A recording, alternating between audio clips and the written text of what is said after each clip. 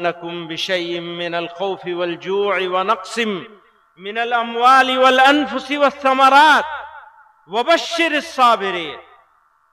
फरमाते हैं और हम तुम्हारी आजमाइश करते रहेंगे, कुछ खौफ से, कुछ भूख से, और जान और माल और फलों के नुकसान से, यानी तुम्हें उजाड़ा जाएगा। तैयार हो इसके लिए, तैयार होना पड़ेगा। अगर मुसलमान हो तो तैयार होना पड़ेगा। कहते हैं हसीबन नासु अन युत्रकू अन यक़ूलू आमन्ना व हुम ला युफ्तनून। आजमाए नहीं जाओगे। पहली आजमाइश यह है कि हम अपनी मनमर्जी करना छोड़ दें। यह है पहली आजमाइश।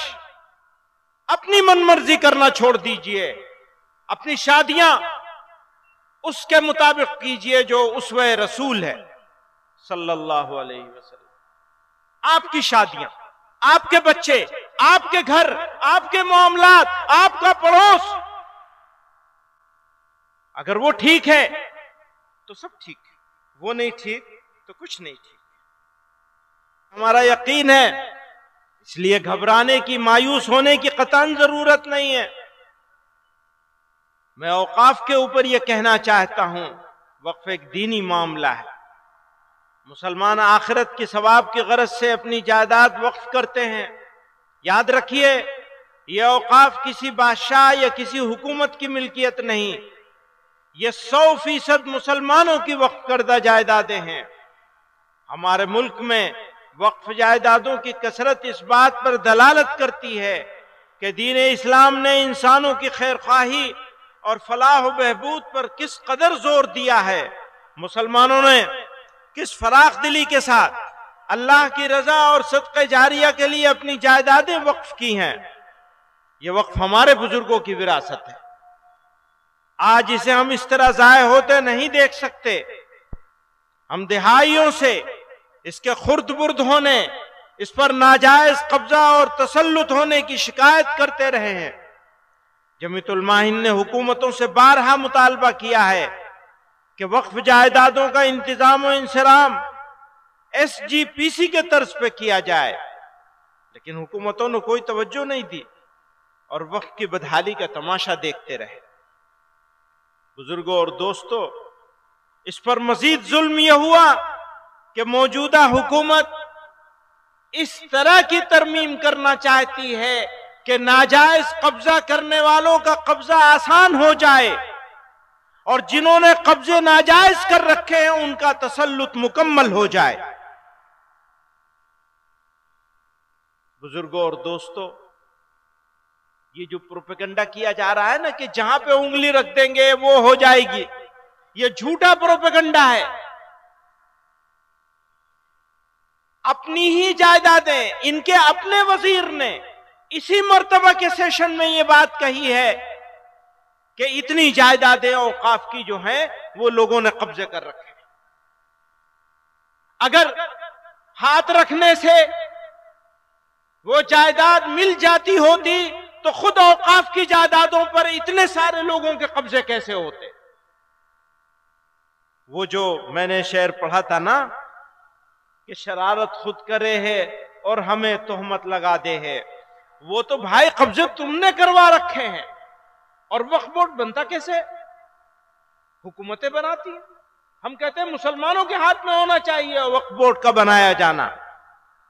आपने जो मौजूदा कानून है उसके हिसाब से आपने उन जायदादों का इंतजाम करने के लिए जो सूबाई औकाफ बनाए हैं जितने, और सेंट्रल वक्फ काउंसिल भी, वो सब हुकूमतें बनाती, हुकूमतों के बनाए हुए औकाफ के साथ। और इतनी जायदादें आपका वजीर मान रहा है कि इतनी जायदादों पर कब्जा है। मेरे भाइयों बुजुर्गों, मुसलमान को क्या करना चाहिए? मुश्किल हालात में मुसलमानों का अमल और रद्द अमल वो क्या होना चाहिए? तो मैं अर्ज करना चाहता हूं, सब्र, हिकमत और दानिशमंदी का आईनेदार होना चाहिए। अगर सब्र के साथ, हिकमत के साथ और दानिशमंदी के साथ सोच समझकर फैसले नहीं किए गए तो जो हमारा मुखालिफ जो चाहता है हमारे हाथ से वो काम करवाने में कामयाब हो जाएगा। वक्त का तकाजा है कि मुसलमान अपनी बसीरत और दूरअंदेशी का मुजाहिरा करें, मुस्बत और मुतवाज़िन इक़दामात के जरिए मुआशरती तामीर और तरक्की में अपना किरदार मजीद मजबूत करें। तालीम के फरोग, माशी खुदकिफालत, समाजी बहबूद पर खुसूसी तवज्जो मजबूत करते हुए हमें अपनी कम्युनिटी को इस काबिल बनाना है कि हर चैलेंज का सामना हिकमत और इस्तिकामत से किया जा सके। सितम कितना ही रुख बदले वफा की खू न बदलेंगे, वो तरकश अपना खाली कर दे हम पहलू न बदलेंगे।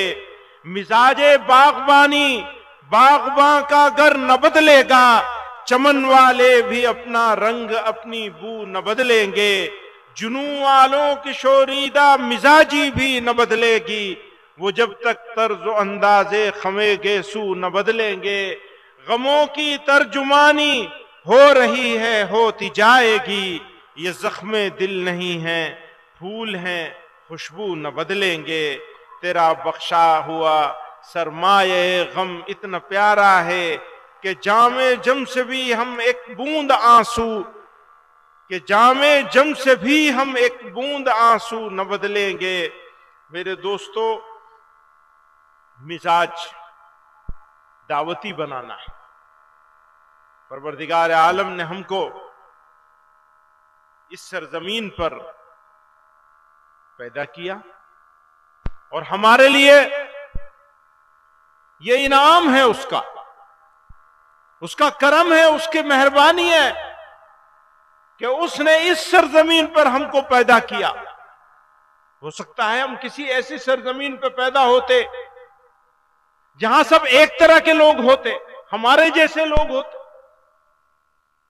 अल्लाह ताला ने हमको इस मुख्तलिफ ख्याल, मुख्तलिफ अकायद के सरजमीन पर पैदा फरमाया और हमारे लिए इस सरजमीन को मैदान अमल बना दिया।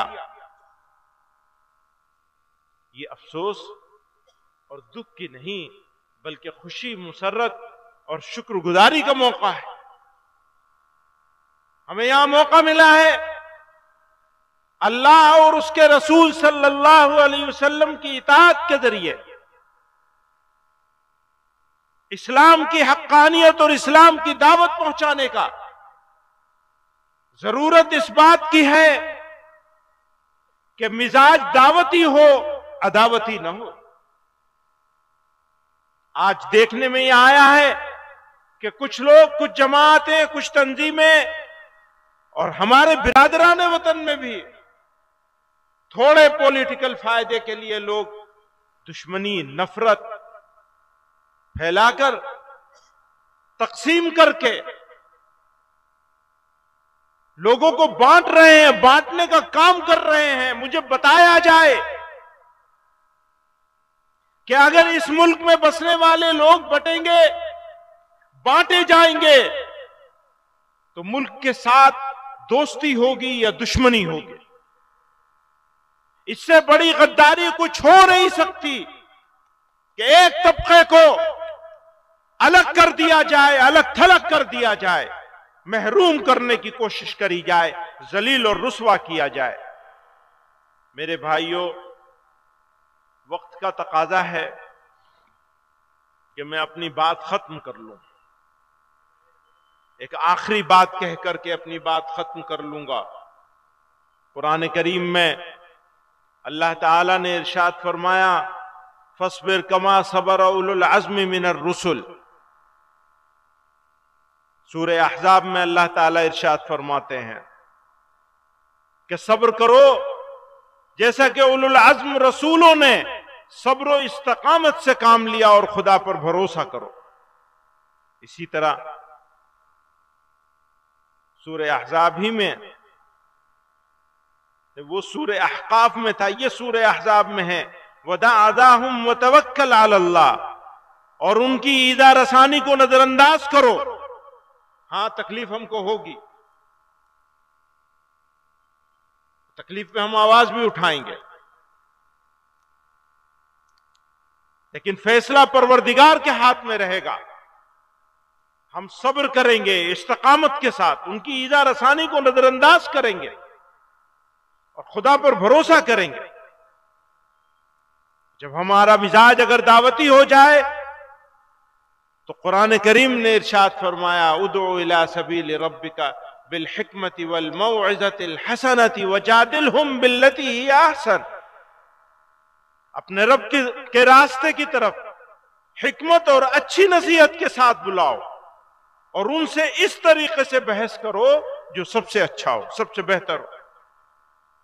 इसी तरह अल्लाह ताला ने कुरान में इरशाद फरमाया, इदफा बिल्लती ही अहसन फइज़ल्लज़ी बैनका व बैनहु अदावतुन कान्नहु वलियुन हमीम। बुराई को भलाई के साथ, याद रखिए बुराई बुराई से दूर नहीं हो सकती। कुरान में अल्लाह कह रहे हैं बुराई को भलाई के साथ दूर करो, तो तुम्हारे और जिस शख्स के दरमियान दुश्मनी होगी वो उस वक्त ऐसे हो जाएगा जैसे वो गहरा दोस्त हो। ये हमें समझिए कि हमको खुशखबरी दी जा रही है। मैंने कहा दावती मिजाज की जरूरत है, अदावती नहीं। याद रखिए शहाबुद्दीन गौरी की दिल्ली छोड़कर सुल्तानुल औलिया, सुल्तानुल हिंद, ख्वाजगे ख्वाजगान हजरत ख्वाजा मोइनुद्दीन चिश्ती अजमेरी रहमतुल्लाह अलैह पृथ्वीराज चौहान के अजमेर में आए। वो गौरी की दिल्ली छोड़ी और पृथ्वीराज चौहान के अजमेर में पहुंचे थे। लोग कहते हैं ऐसा कर दिया होता तो आज हम आराम से होते, अगर वैसा कर दिया होता तो हम आराम से होते, हम चले गए होते, उनकी बात मान ली होती। दावत का बुनियादी तकादा यह था कि मजहब के नाम पर बनाए जाने वाले स्टेट के आइडिया को रिजेक्ट किया जाना था, और हम आज भी रिजेक्ट करते हैं इस आइडिया को। इस तरह से नहीं, छोड़ दीजिए माइक को, बिल्कुल आपने पहले ही 1 घंटा खराब किया। काम की बात ना हो, नारेबाजी होती रहे, पूरे कौम का मिजाज खराब कर दिया, नारेबाजी में लगा दिया, काम करने को तैयार नहीं है, अपने बच्चों की तालीम की तरफ तवज्जो नहीं है, मुआशरे में रस्म रिवाज से लड़ने को तैयार नहीं है, मनमर्जी चलेगी मुसलमानों की। मुसलमानों, अगर तुम्हारी मनमर्जी चलेगी तो फिर तुम्हारे ऊपर शैतान की हुकूमत चलेगी। जब अल्लाह की हुकूमत नहीं चल सकती, जब रसूलुल्लाह की हुकूमत नहीं चल सकती सल्लल्लाहु अलैहि वसल्लम, भैया दुरूद तो पढ़ लो कम से कम। उनकी हुकूमत नहीं चलती तो किसकी चलेगी? किसकी हुकूमत चलेगी? अगर उनकी नहीं चलेगी तो किसकी चलेगी? शैतान की चलेगी, जालिम की चलेगी। अगर जालिम की हुकूमत हमारे ऊपर चलेगी तो फिर हो गया क्या? फिर कौन सा इस्लाम है? किस मुसलमान की बात करते हो?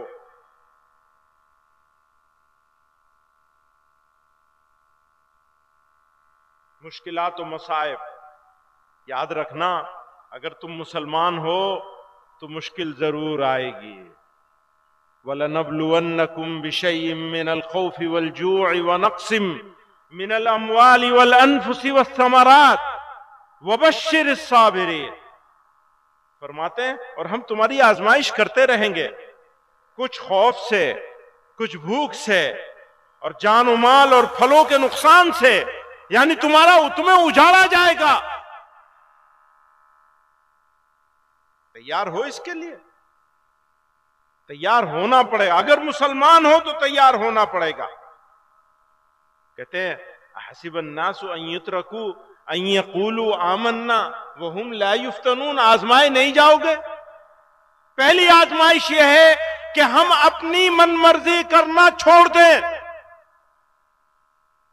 यह है पहली आजमाइश। अपनी मनमर्जी करना छोड़ दीजिए। अपनी शादियां उसके मुताबिक कीजिए जो उसवे रसूल है सल्लल्लाहु अलैहि वसल्लम। आपकी शादियां, आपके बच्चे, आपके घर, आपके मामलात, आपका पड़ोस, अगर वो ठीक है तो सब ठीक है, वो नहीं ठीक तो कुछ नहीं ठीक। बुजुर्गों और दोस्तों, मैं अभी आ रहा था तो मुझसे बांग्लादेश के बारे में सवाल कर रहे थे। मैंने कहा, अगर कोई गैर मुस्लिम किसी मुसलमान के दरमियान में रहता है और वो अपने आप को गैर मुस्लिमों से ज्यादा, गैर मुस्लिमों के इलाके में रहने वाले गैर मुस्लिमों से ज्यादा महफूज नहीं समझता, बाइज्जत नहीं समझता, तो ये मुसलमान के लिए अफसोस, दुख और सदमे का मकाम है। ये मुसलमान के ऊपर सवाल है। और अकलियतें, इस पूरे खित्ते में रहने वाली किसी मुल्क की अकलियतें हों, अगर अकलियतें चाहे यहां हो चाहे वहां हो, अपने आप को गैर महफूज समझते हैं, अगर उनको ऐसा लगता है कि उनको इज्जत और सम्मान नहीं मिल रहा है, तो याद रखना वो मुल्क मुहज्जब कहलाए जाने के काबिल नहीं है। चाहे हमारा मुल्क हो और चाहे पड़ोस का मुल्क हो, चाहे बांग्लादेश हो, चाहे पाकिस्तान हो, चाहे अफगानिस्तान हो, कोई मुल्क हो, अकलियतें बाइज्जत होनी चाहिए, सम्मान होना चाहिए माइनॉरिटीज का इस पूरे खित्ते में। आज हमने ये ख्वाब सजाया है कि यह खित्ता बर्रे सगीर अगले 100 सालों में दुनिया को लीड करेगा। अमेरिका के हाथ में नहीं रहेगी अब क़यादत इंशाअल्लाह। लेकिन भाई, हमारे बगैर कैसे होगा? हमारे बगैर नहीं होगा। हमें लेना पड़ेगा तुमको, हमें सम्मान देना पड़ेगा, हमें मौका देना पड़ेगा, बराबर की अपॉर्चुनिटी देनी पड़ेगी, तो अगली सदी हमारी होगी। अल्लाह ताला हमें सच्चा पक्का मुसलमान बनाए, सही रास्ते पे चलने की तौफीक अता फरमाए और हमारी बदआमालियों से हमारी हिफाजत फरमाए। व आखिर दावाना अनिल हम्दुलिल्लाह।